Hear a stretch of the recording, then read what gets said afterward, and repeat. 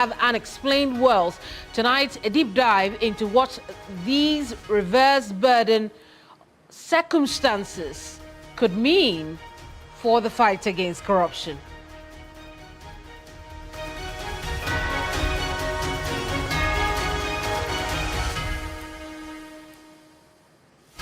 Also this hour, importers of excavators now need permits to bring them into the country as Transport Ministry moves to tackle the abusive use of excavators in illegal mining sites.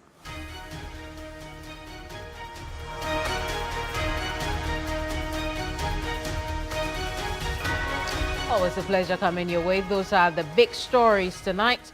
But first, let's bring you some summaries.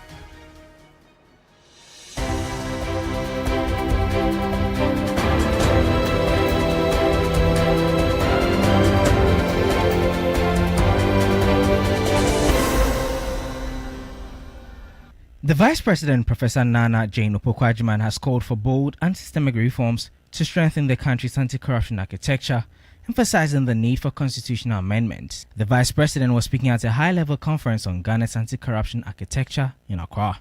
We must legislate and revitalize unexplained wealth orders, extending their application to both public officials and private citizens, while anchoring the principle of reverse burden of proof in our Constitution.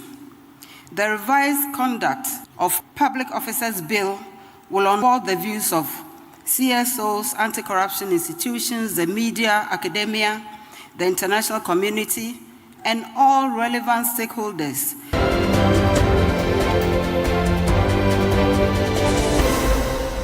The National Labour Commission has secured an interlocutory injunction from the High Court in Accra, halting the strike by the Ghana Registered Nurses and Midwives Association. Issued on June 5, the injunction follows the NLC's declaration of the strike as illegal. Ghana Registered Nurses and Midwives Association members began the industrial action on Wednesday to demand the enforcement of agreed terms in their conditions of service.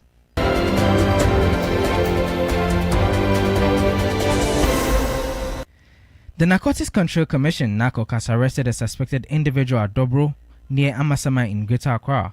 The man, believed to be in his 40s and a local youth leader, was apprehended at 12:30 a.m. on Friday, June 6, 2025, during a raid based on credible intelligence. He is thought to be a central figure in a drug cartel, and the arrest represents a major breakthrough in efforts to dismantle illicit drug networks in the area.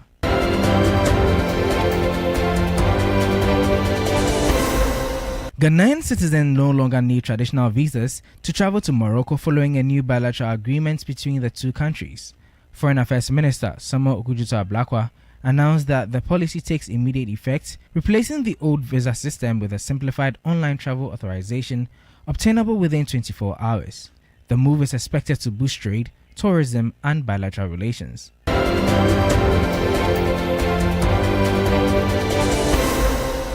President John Dramani Mahama has promised significant reductions in Hajj fares by next year. Speaking at the National Eid prayers, the president highlighted the government's commitment to reducing the cost of Hajj pilgrimage following the continuous appreciation of the city. I'm deeply aware of the financial burden it has placed on many Muslim families. This year, despite efforts, the cost remained high even though we cut it. But I want to assure you that we're working closely with the relevant agencies and our Saudi counterparts. And if Allah accepts our supplications and the CD continues to show the recent strength that it has shown, I'm optimistic that next year we'll see a very significant drop.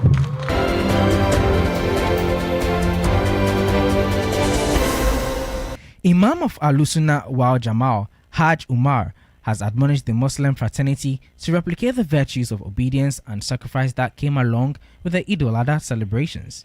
In context, he expects each and everyone in the fraternity to sacrifice the wealth bestowed on them by Allah, extending it to the poor and vulnerable in society. We have to replicate the act of sacrifice in whatsoever that we do. Sacrifice not only in terms of the sacrificial lambs, but the wealth that God has given us, we should share. It is said that sharing is caring. So this particular period that we are celebrating it, when we slaughter the animals, we divide the animals into 3 portions or 3 parts. First is you, the one who slaughtered it. And then the second part is for your neighbors. And then the third part is a charity to whosoever happens to be around.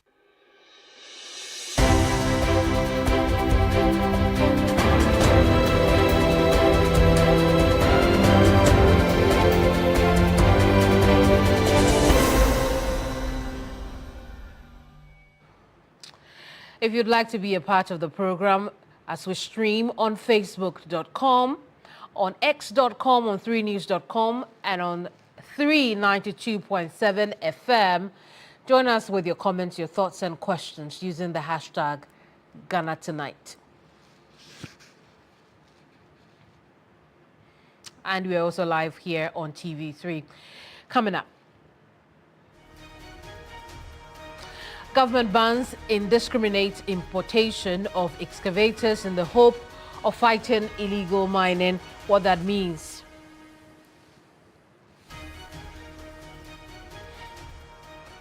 By the time we go to bed tonight, more than 200 excavators will have been brought into the country via our ports. That's according to the Transport Minister, who says that's a daily average of the heavy-duty machines that reach our shores.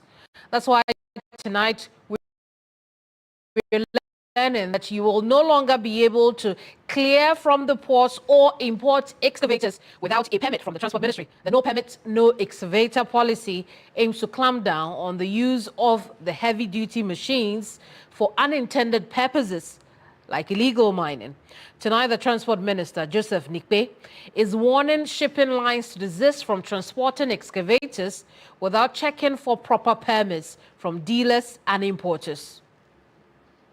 We, the Ministry of Transport, in our support to the fight against illegal mining that we all know to be galamsey, we are putting in place this ban or this prohibition of importation of excavators into our country. If you pay a visit to the port, the Tama port, you will see an invasion of excavators in that port. And we receive over 200 excavators on daily basis into our ports. Over. And for 3 weeks today, when I visited the port and asked for a halt in clearing of excavators, we have had over 1,200 plus excavators in the Tama port. And our intel said that on the high seas, we have close to 3,000 excavators coming in.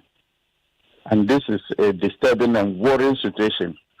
We can only stop this illegal mining if we look at the importation of excavators. And so it is on this basis that we have put a ban. But if you come and you are a registered mining company or a contractor, and we are convinced that you need excavators to engage in your activities, then you can access a permit. But if you are not in that category, we advise that you do not attempt, because we would either confiscate it or will not allow it to be cleared in our port. The Transport Minister there, but to what extent can this help deal with the destruction of our environment in search of gold and other precious minerals? And what could be the implications when we start to issue our permits before excavators are brought into the country? Olai Sewa is coordinator for the eco-conscious citizens, while Emmanuel Cherry is chief executive officer for the Ghana Chamber of Construction Industry. Ladies and gentlemen, you're welcome to Ghana Tonight. I'll start with you. I believe this comes as great news. Good evening. Thank you for having me. I mean, not really. I'm wondering why we cannot just pause the importation of excavators into the country. We have to ask ourselves, why are so many excavators coming in? Is there a sudden boom in construction and therefore we need so many excavators? Of course not. Most of them will be heading towards our forest reserves and continue the ongoing destruction. So I wonder why we cannot just pause the importation of excavators, and those who have mining companies and they need excavators, there are sufficient excavators in the country for them to have access to the excavators for legal purposes. But I really can't comprehend why we are lamenting about the number of excavators coming in. We are talking about a licensing regime when we know very well that our monitoring regime is either weak or virtually non-existent. We will not be able to monitor. And if we allow them in, they will invariably find their way to our forest reserves. And indeed, we also know that it's not only the miners who use excavators, and that's why Emmanuel is on this conversation. Emmanuel, is asking for a permit too much to ask? Yeah, first of all, let me thank you very much for such an opportunity. Before us, we must appreciate the issues accordingly. That this very equipment we're talking about doesn't necessarily go to only the mining sector. You know, excavator has a very integral role to play as long as construction industry so matters. And if it comes to construction-related issues, we normally deal with a number of equipment that includes excavator. So therefore, if the mining sector is abusing it, let's find a better way of resolving these issues. What are the officials they're doing? We pay them for them to do the services to the needs of the entire developmental agenda of the country, Ghana. So therefore, if there is a loophole, they should hold those people accountable. Not only the miners per se, but all the officials who are mining the various ministries, agencies, and departments who are creating the loopholes, they should at least bring them to to note, so that if the punitive measures are to be issues against them, it should go accordingly. But if it should narrow it this way, if care is not taken, this also will create unnecessary shortage in the construction sector. Because as you and I know, today, as we speak, the president, through his administration, is also trying as much as possible to come out with a big push. The big push we are talking about has a gamut of major road constructions and then the infrastructure development agenda. All these things, we definitely need equipment to man them. So therefore, if there should be any ban, we are not against any ban per se, but let us be very careful that we don't do things, box them into a small distance and becomes a conduit for people to exploit, and then becomes another challenge to the entire country as a whole. Therefore, Emmanuel, right. I mean, as Awula explains, aren't there enough excavators in the system for us to use for whatever we intend to use them for, be it for illegal mining or ethical mining, so to speak, road construction, property development? Don't we have enough in the system? We have enough in the system. But you and I know that the maintenance aspect of this equipment also costs so much. And then they also have the lifespan. As long as you keep using them, they also keep the wear and tear also becomes another challenge. So therefore, a time comes, you realize that those machines become obsolete. So you need to go for new ones.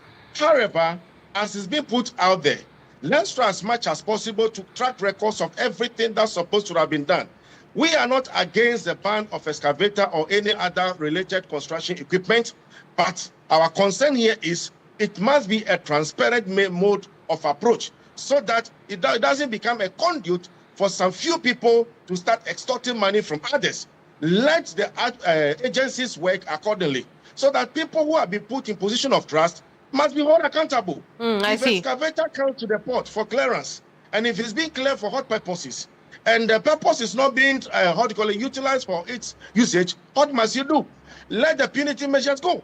Everybody that has a role to play, including the miner or what have you, punish everybody so that it becomes what how do you call it, a ground for punishment for people that possibly might also watch out that in case I misbehave, I can also be hauled to accountability. So therefore, the time has come. Let us box it up collectively. We shouldn't narrow it. Emmanuel, I'm going to come back to you shortly. Let's take the conversation to Awula now. Awula, Emmanuel seems to say that we will be throwing away the baby with the bathwater if we go this way. To what extent do you think that a full ban or partial ban on importation of excavators could help deal with unethical and illegal mining? You see, let me be absolutely clear. I think we all know that excavators have limited purposes. We know they can be used in construction. But what I'll say, and I'll continue saying, is that unless there's such a great boom in construction, which there isn't, why do you think so many excavators are coming into the country?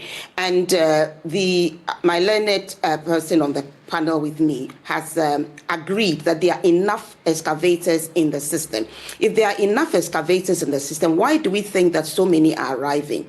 So what we need to do, in my opinion, is to pause the importation of excavators. When those in the system are not fit for purpose, then we can decide what to do. But that will not be for a very long time. You cannot explain why we have over 1,000 at the port and 200 are coming every day. You see, we have to sit up and realize that we face an existential threat. I can't say it enough times. We face an existential threat.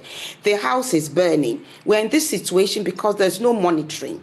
We're in this situation because even those who have licenses to mine go outside the parameters of their license, and the duty bearers are unable or unwilling to act. We all can remember Professor Frimpong Boateng's report. We talked about people who had licenses when going outside the parameters of their licenses.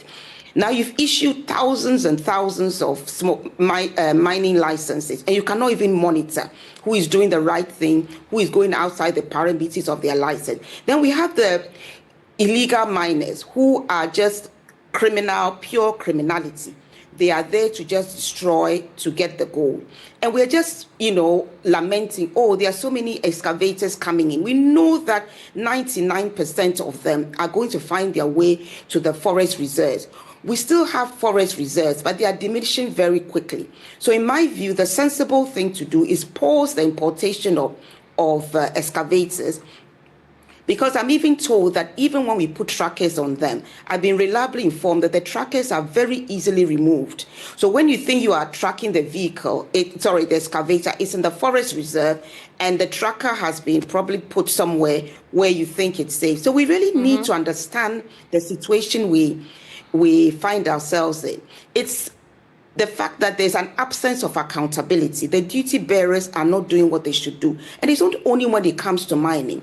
Look at the Ramsar site. We find out that people have had the audacity to build in Ramsar sites.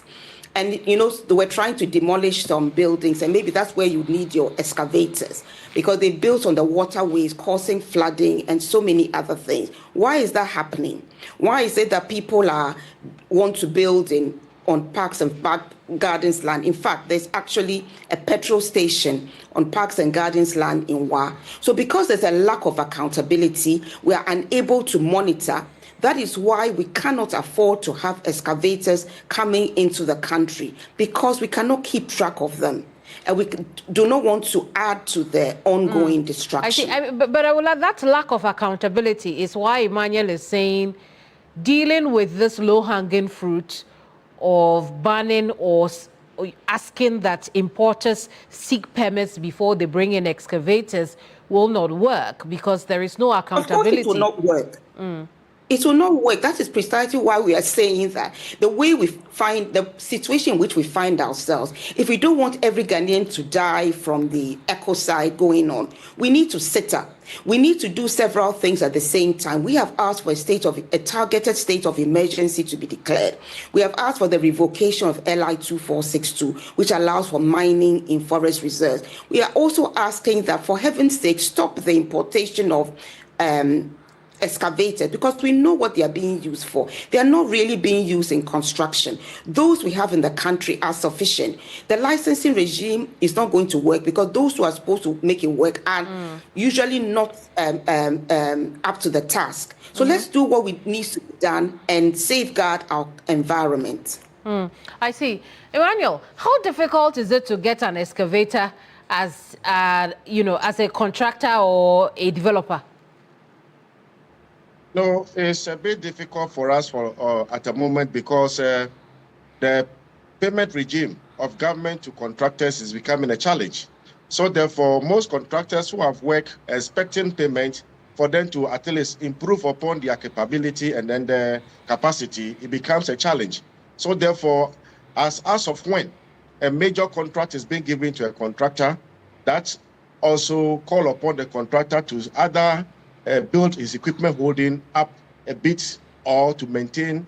But one thing that we must also look sight about is, where we are today, if government can take the lead by establishing a national plant pool on all the regional capitals, and then they decentralize it to the district accordingly, I believe this will help so that the total ban can be placed or temporary ban can be placed, as my dear colleague panelist has made mention of earlier, so that if this happens, anybody who need any equipment, any heavy movable equipment, can easily go to the plant pool and then rent.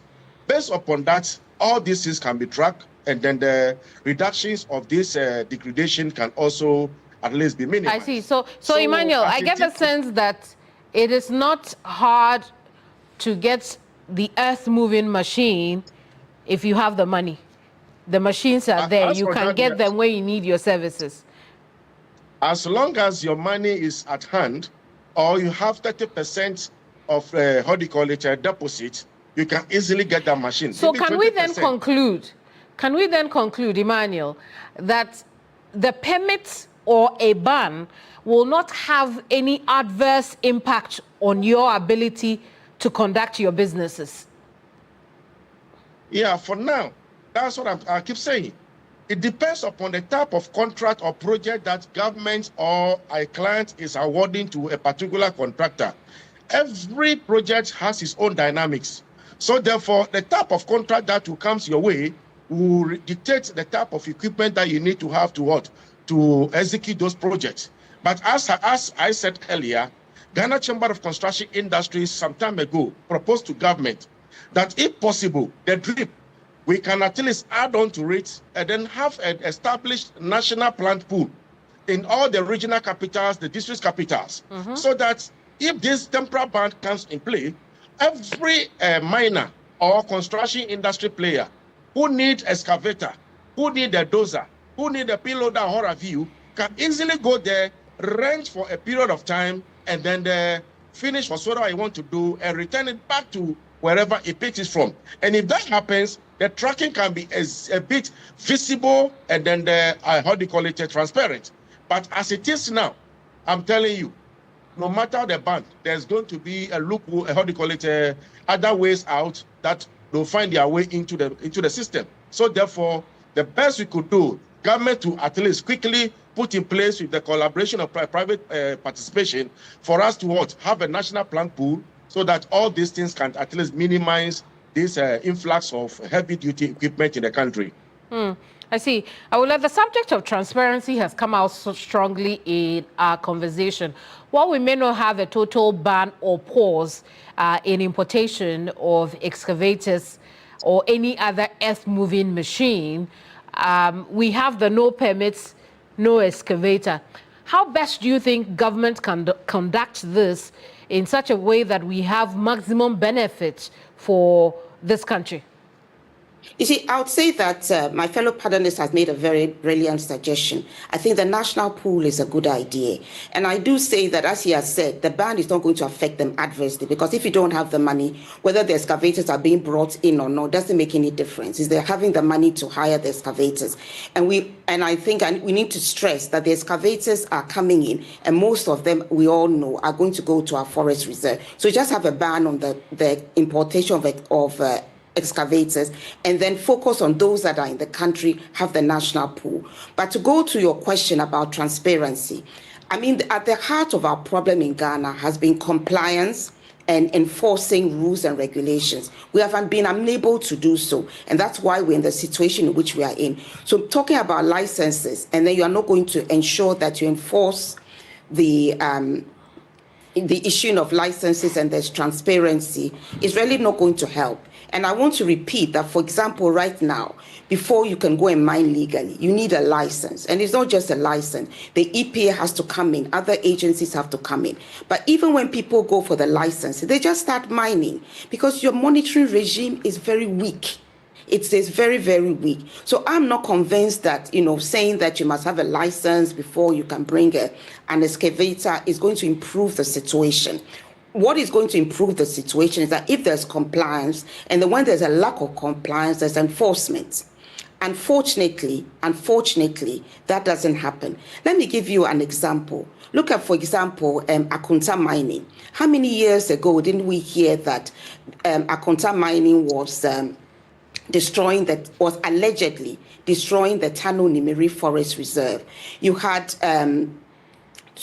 media against Galamsey and I think Martin Pebu making a report to the police and trying to get a docket. Nothing was being done for whatever reason. So you find out that people can allegedly go outside the law, and it's very difficult to hold them accountable, especially when they are alleged to be influential persons or high flyers. So long as this continues, we're going to continue having the challenges that we have. We're going to continue having the challenges. For as far as I'm concerned, the way forward, if you want to deal with this canker of illegal mining, is to take several measures at the same time.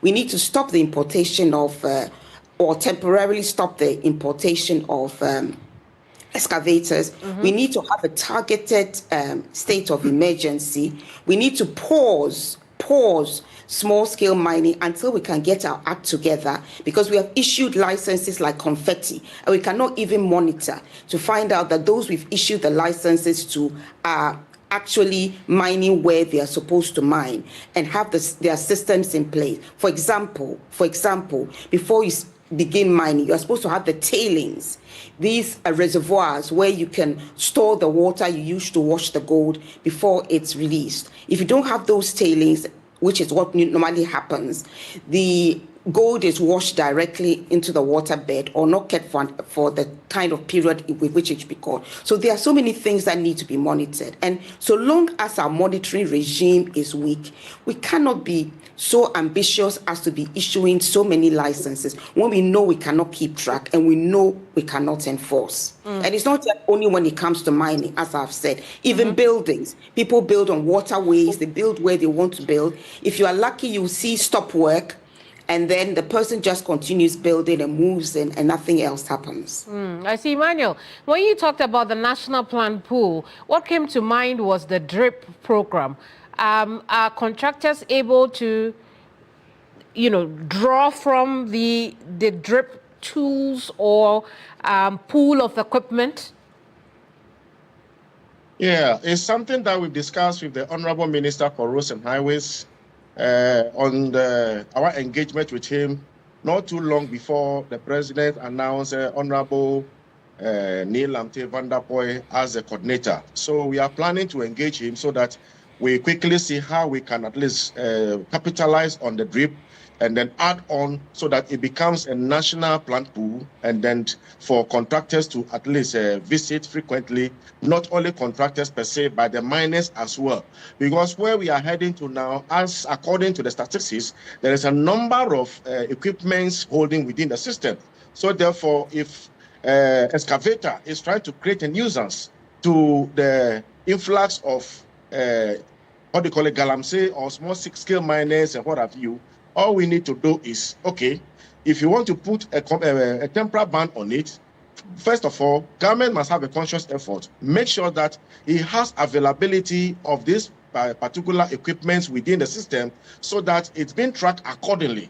So with the national plant pool, it can easily assist us and help us to track records of all these things. Because if I should come to your garage and then the pick equipment, I must know where exactly the equipment is getting to. At times, too, most of them may be forced or compelled to give you an operator to that effect. So therefore, tracking of this becomes a bit easier, and then the feasibility aspect of it becomes more transparent than what we are seeing it to be now. But if we should just get up and then say we are banning now, if care is not taken, it will affect you and I tomorrow as well, because construction industry, definitely, you like it or not, today, Dubai has become Dubai not because of anything. It's because of what? Construction-related projects that has made Dubai become Dubai today. That everybody wants to go to Dubai. There's nothing so special in there. It's about infrastructure enhancement. And therefore, we can also do so. By so doing, we need this equipment. But if government want to control this, then the best we could do is to try as much as possible to establish the national plan pool. If this happens, we are good to go. Secondly, let us also be conscious of how we build capacity of the mining communities. You see, for instance, just yesterday, I heard in the news that the women organizer of National Democratic Congress, that Dr. Hannah-Bissue and her team, what have you, has gone to, intercept some miners and what have you. What do we see? The community within that sector were trying to what? To come their way, to make sure that they disrupt that activity. That tells you that most of the mining community doesn't understand most of these issues properly, and then the usage of these particular equipments and then the consequences. So therefore, government also must at least be conscious enough to organize a series of capacity building workshops, sensitization workshops, advocacies within the various mining communities. This should be a national issue, so that at least if they get together, understand some of this issue, knowing that if this machine comes our way, this is what it's going to do to our land. And therefore, if the destruction comes, it will take this number of years for us to be able to regain our land. They themselves will be, a guard to protect all these particular influx of equipment within their community. Very well. But if you should live in loosely like this, they are going to protect the illegal miners, as it happened yesterday. So, in fact, the issue before us, in fact, we need to scale it up a bit, so that sensitization workshop advocacy must be deepened as we speak today. Indeed. Ladies and gentlemen, thank you so much for your insights on the subject matter. Awila Sewa is coordinator for Eco-Conscious Citizens. Emmanuel Cherry is Chief Executive Officer for the Ghana Chamber of Construction Industry. We've just been discussing new development to do with the importation of excavators.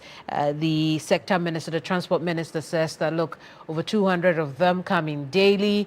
We will no longer tolerate it, which is why they're asking you have to have a permit in order to import excavators. But we've been looking at the numbers as to whether or not 200, mind-blowing number, is reflective of what we see.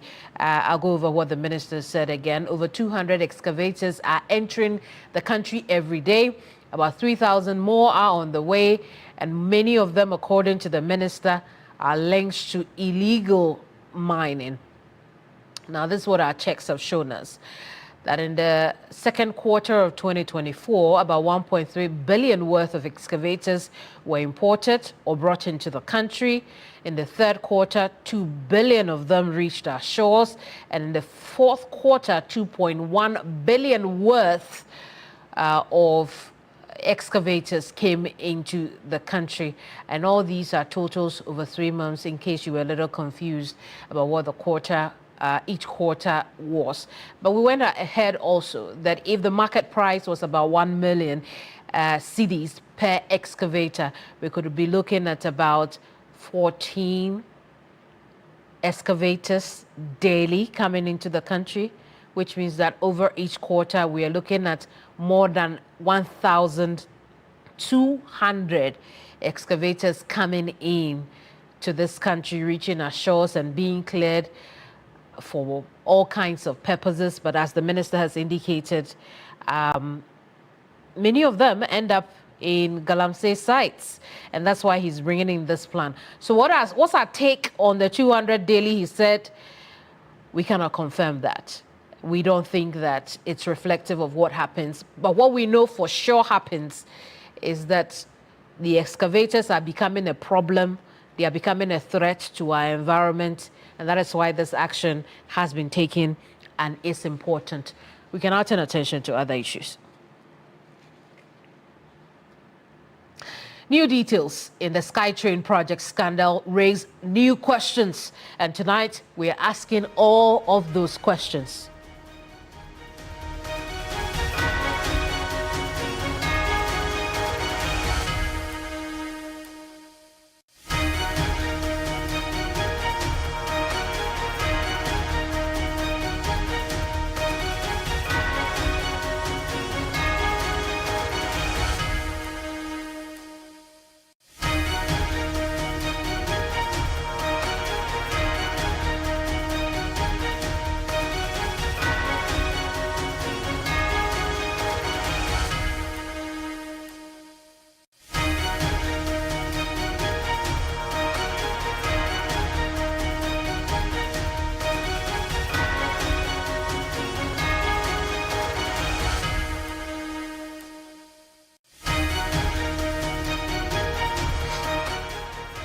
Tonight's new questions emerge after the Attorney General filed witness statements that reveal 3 former board members of the Ghana Infrastructure Investment Fund deny approving the scandalous SkyTrain project or payment for the same. You recall that the former CEO, Solomon Asamoah, and former board chair, Professor Christopher Amiyawe-Kumfi, are both standing trial for willfully causing financial loss to the state after some $2 million was paid or spent for no work done. My producer Dennis has been combing through those witness statements with the proverbial fine-tooth comb, getting us every detail from there. He's joining me here in the studio with all that he has learned from the witness statements. Dennis, good evening to you. How are you? I'm doing well. How are you? It's good to see you again. Good to see you too. I like how that came out. Yeah. A good retort.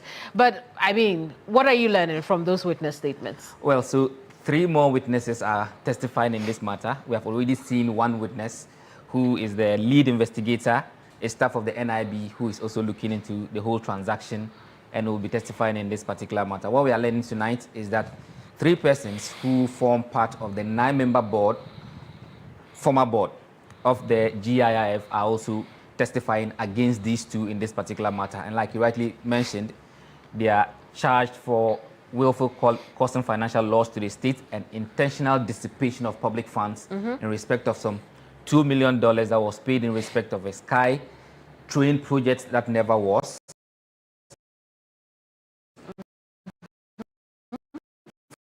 For which reason they are now held accountable for that. So this is Francis Abuaji. He is the lead investigator in this particular matter. And like we indicated earlier before in this program, I mean, his area of testimony basically is going to be on matters that include interviews that he's conducted, also documents that he's reviewed, and also accounts verification. All these are matters that relate to the transaction. So that is his area of testimony. Now, we are also learning that one Yvonne Soa, who was a board member of the Ghana Infrastructure Investment Fund between 2019 and 2021. 2017. Sorry, 2017 and 2021. That's the time span within which this transaction is purported to have taken place, for which reason they are standing, the 2 are standing trial.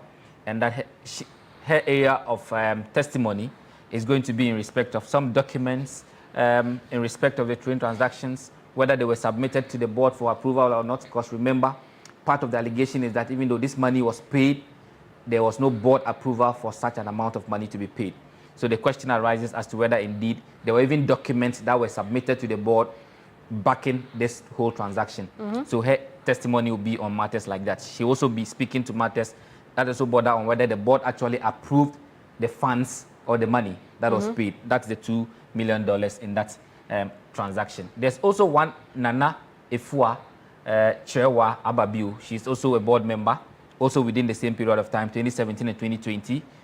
She is a banker by profession, and her area of testimony in this particular matter also relates to whether indeed there was even a formal request from the management of the GIIF. Now the management will be the entity that is controlled by Solomon Asamoah, who is the chief executive officer, to the investment committee. So there's a subcommittee of the board that looks into investment matters for which this transaction should have come to them. So she'll be testifying in respect of whether or not there was even a formal request in respect of that transaction before the subcommittee, for the subcommittee to consider. And if there was a recommendation from that subcommittee to the full board for it to approve. Because if there was a matter that was brought to the subcommittee, the expectation is that after their work, they will make some recommendations to the full board. She also testified in respect of those matters. And also, the last part of her testimony would be whether, even if there was an official or formal presentation, whether there was a proposal or whether there was even a resolution that was brought before the full board for such a decision to be made in respect of the $2 billion transaction that we are now learning has gone bad. And also, she also testified as to whether this transaction had the board approval in relation to the disbursements of the funds. For the fact that they are all board members, it does appear that their transactions, their testimonies will seem similar, except in some instances, others will just testify as to whether the money was paid or there was an approval, and others will testify even beyond that to go into matters of subcommittee and all that.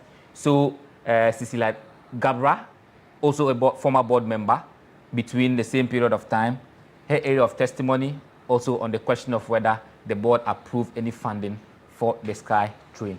So moving forward, these we now know are 4 witnesses that the Attorney General will put before the court to testify in these matters. That's to say, if the Attorney General does not file any further witness statements.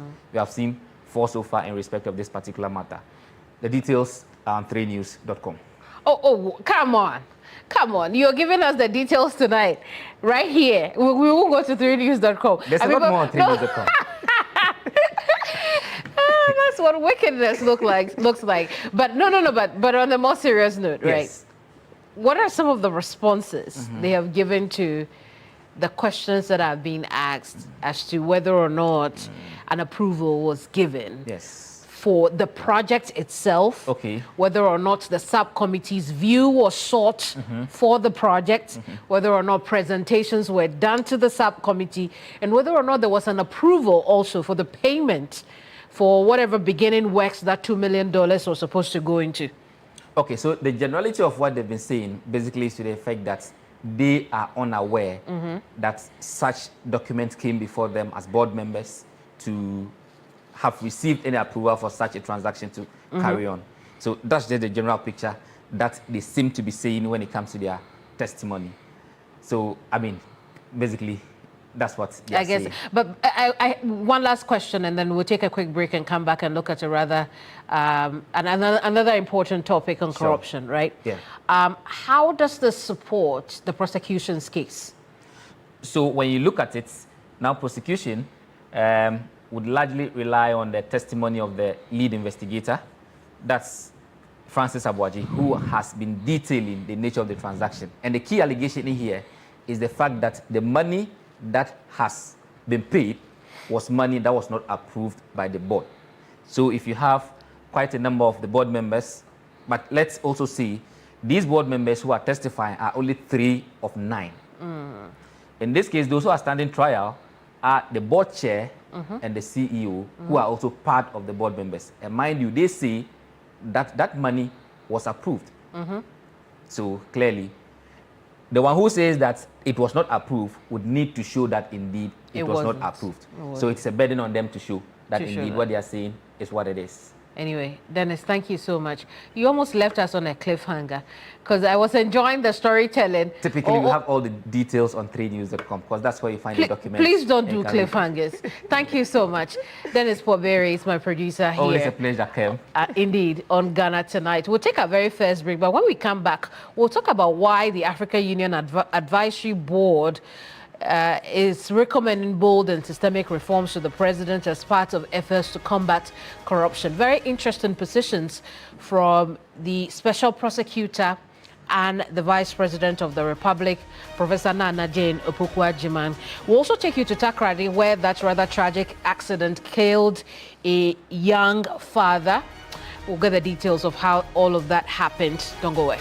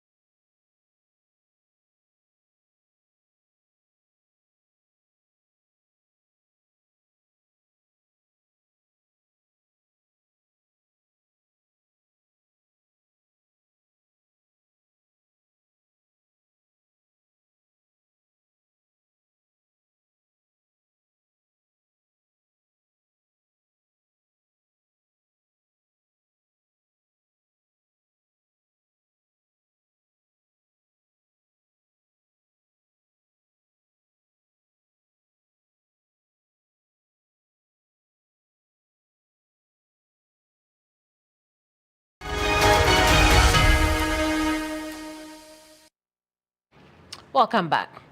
A man was crushed to death in an accident at Tanokrom, a suburb of Takrade, after a truck loaded with timber lost control and rammed into a passenger-full trotro.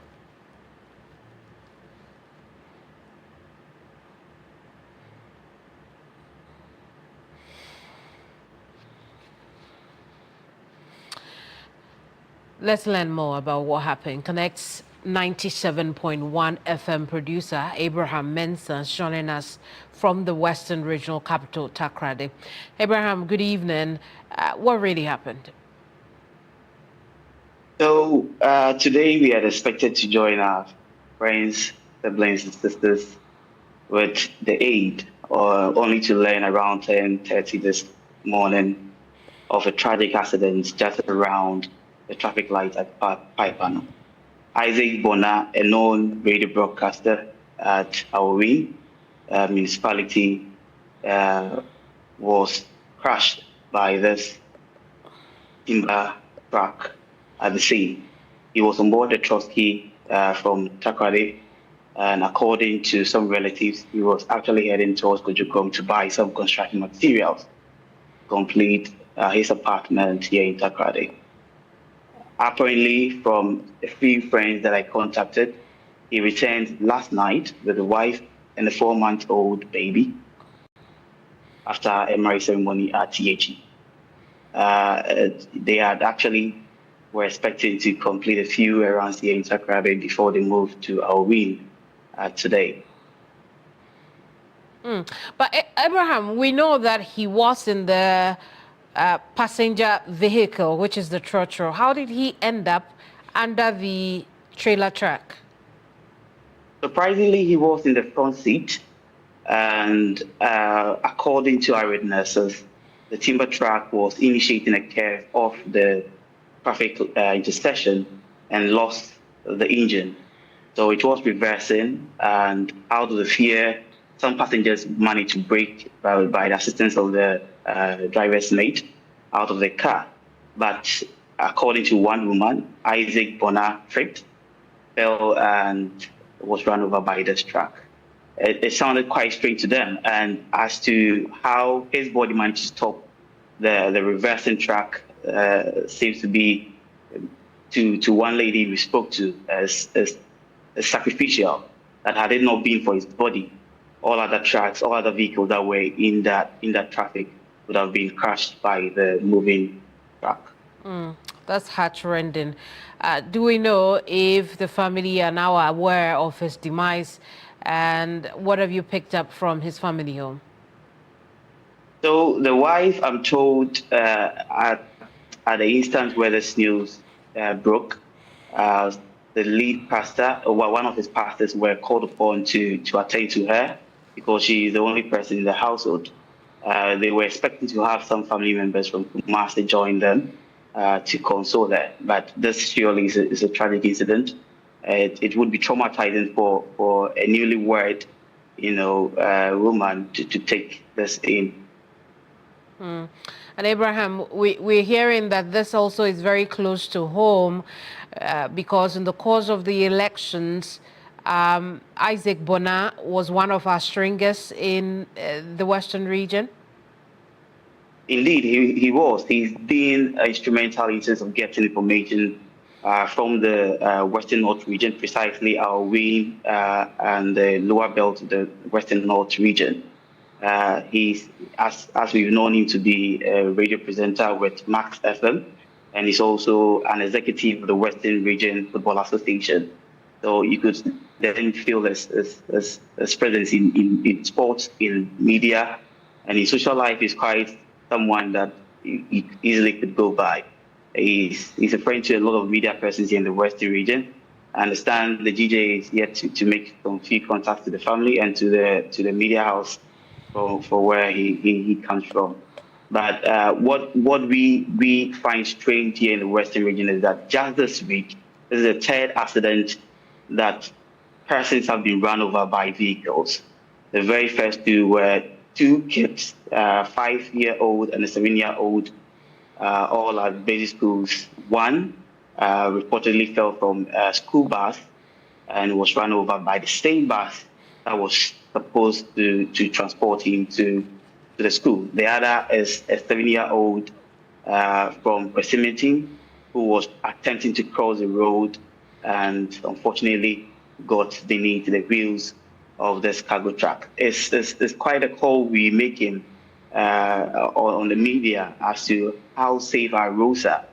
The question that many are asking is how this timber truck managed to get to that stretch of the road when this is a truck that was coming from the Takrady Mall towards Fijai or Ifiekuma, and as that road is known for many here in Takrady, it's quite steep. It's on the slope, so we at least would expect such a cargo to be flying such road. We had expected that driver to use the Apollo and Apollo Cancer Road bypass, because we understand that truck was heading for a lumbering company at Fijai.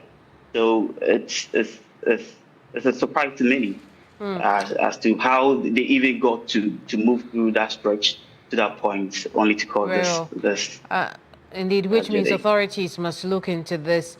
Abraham, thank you so much for the report, and convey our condolences to the family and the widow of Isaac Bona.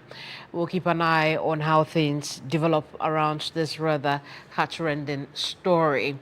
Abraham Mensah is the producer at Connect 97.1 FM, the Western region's best. Anytime you're there in that part of the country, tune in and listen to some good radio. But this is Ghana Tonight. We've been streaming live on TV3, Facebook.com, X.com, on YouTube, as well as 392.7 FM. Keminni Amanor, do have yourself a wonderful weekend. But remember, at 7 a.m. tomorrow, Key Points will be here, and I will be back on your television on Sunday at 2 p.m. with Hot Issues. Good night. Ghana Tonight is brought to you by Flamingo Paint. Superior durability, superior hiding, superior coverage.